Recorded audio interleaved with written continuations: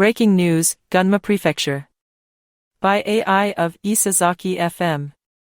Regarding whooping cough, which is spreading throughout the country, the prefecture announced that 39 patients were reported in the week from May 5th to 11th, the highest number since 2018. The cumulative number of cases this year is 176, significantly higher than last year's 34, of which 67% are young people under the age of 10.